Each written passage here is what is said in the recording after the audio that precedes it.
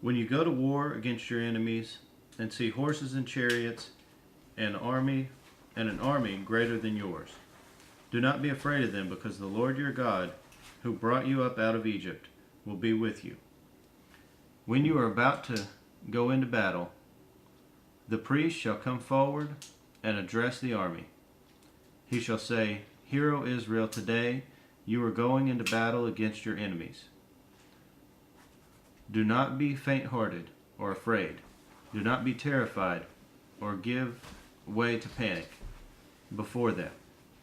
For the Lord your God is the one who goes with you to fight for you against your enemies to give you victory.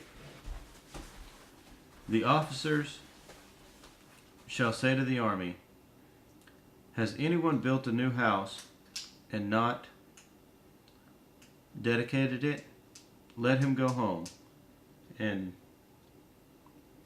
or he may die in battle, and someone else may dedicate it.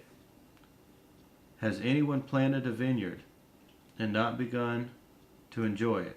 Let him go home, or he may die in battle, and someone else enjoy it.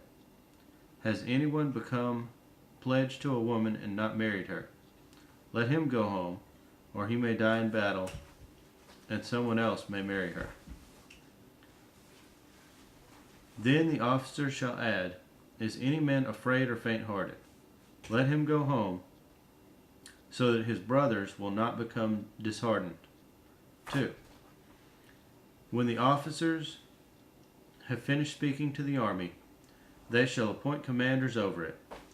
When you march up to attack a city, make its people an offer of peace.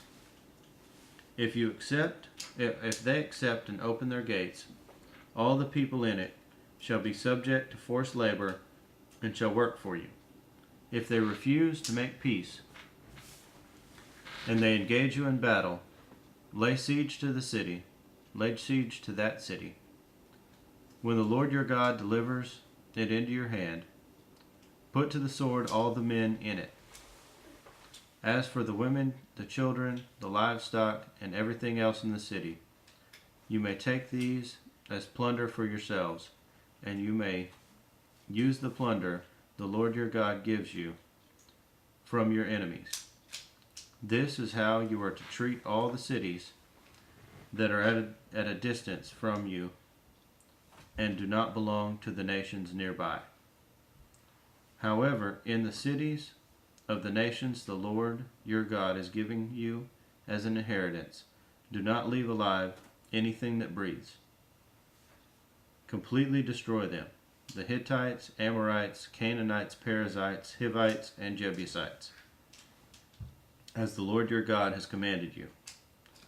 Otherwise, they will teach you to follow all the detestable things they do in worshiping their gods, and you will sin against the Lord your God.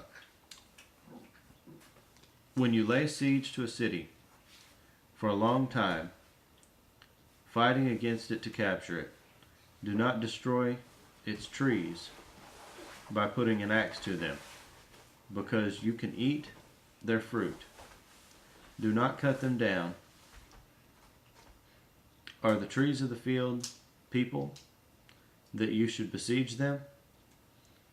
However, you may cut down trees that you know are not fruit trees, and use them to build siege works until the city at war with you falls.